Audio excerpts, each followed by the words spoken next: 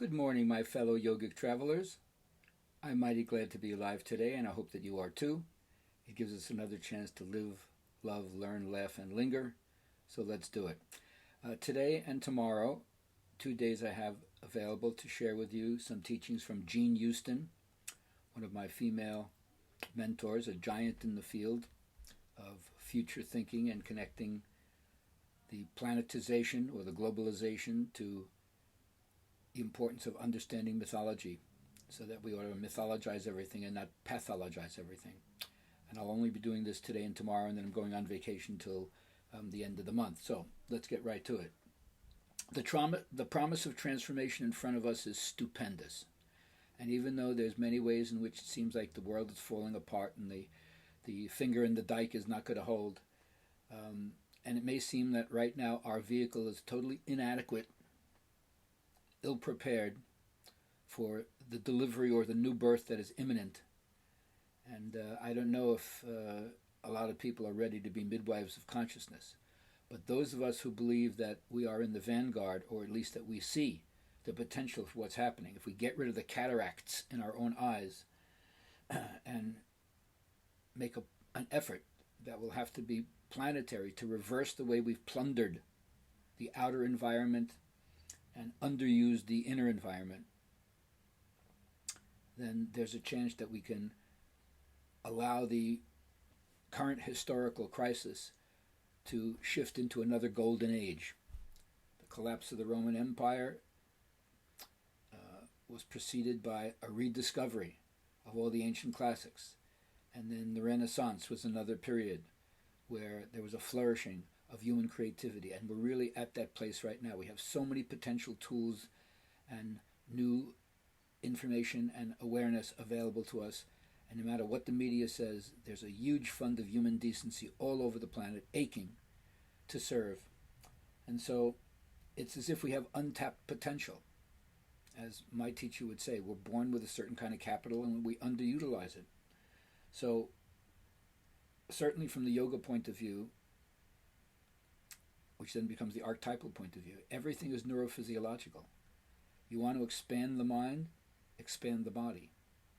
And so most people are in a sleep state that we call normal. And our job is to not criticize other people, but to arouse ourselves and see, are we sleeping? Are we wasting our potential? So much education is like a systematic forgetting of what's really important to us. And it's to us to realize that I don't want to be a shrunken version of what I could be. I want to get rid of the cataracts in my eyes and see really clearly. And the only way we can do that is through a threefold process, according to Jean, to develop these kind of hyper alert or stay woke states, these trance states, these transcendental states, these ineffable states of meditation, which we can get through singing, dancing, drumming, chanting, fasting, visionary vegetables. There's so many different ways. It's kind of unlimited. Like I used to say, I know hundreds of ways of getting people high. But to stay high or to be high, you have to work on what keeps you down. So the three things that she suggests, so that we will know what's going on in our house and not be like a cat and a dog that thinks it's ruling its realm but has no idea what the master is doing in the house. Number one is a progressive inclusion and expansion of sensory acuity. So many of us are dead to our senses. We don't understand the erotic aspect of relatedness through eye, ear, nose, skin, and sight, or smell, touch, taste, sound, and so forth. So as we get older, we don't lose the ability to have greater sensory acuity.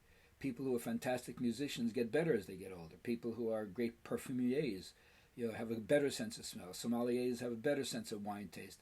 Aging doesn't necessarily impair our sensory acuity if we learn how to be artistic and experience the pure percept as it happens and don't slam dunk it with a concept and translate it into words and theories. So get away from being dogmatic about what we see in our senses and find out how to appreciate the beauty of taking life in through your senses. The second thing that we have to do is we have to increase our imagery, our imaginative faculty, right? like I say, people have rigor mortis of the imagination. We can't think of anything better than what we're doing right now.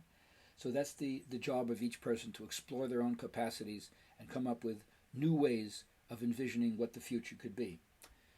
In the past, so much of education was based on a kind of scholastic monasticism. Just sit in place, we'll fill you with knowledge, and you can parrot, like repeat it back to us.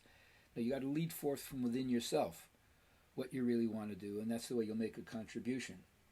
So it may not be as easy to train students if they're not sitting in place and just speaking when they're spoken to. But we all have the ability to look inside ourselves, understand what we resonate with, and follow the bliss, follow the lead there. So improve your sensory acuity, improve your imagery, and the last thing is find something that takes you out of time. We're like amphibians. One part of us has a sequential linear brain, and we see how one thing leads to another thing and in time, and that also leads to the awareness of your mortality and how that you have a finite amount of time in the body. But there's another perspective, you could say a mythological perspective, a transcendental perspective, a timeless perspective, which isn't based on time is running out, because eternity is not in time, although it's in love with the productions of time, but it's not in time. So how do you evoke the potential of new ways of being once you see or are capable of seeing that which is not in time?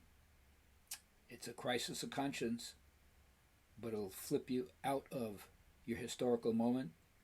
You'll see the big picture, and then you'll be able to come back into your historical moment and serve with a kind of vitality and passion and zeal and, of course, love.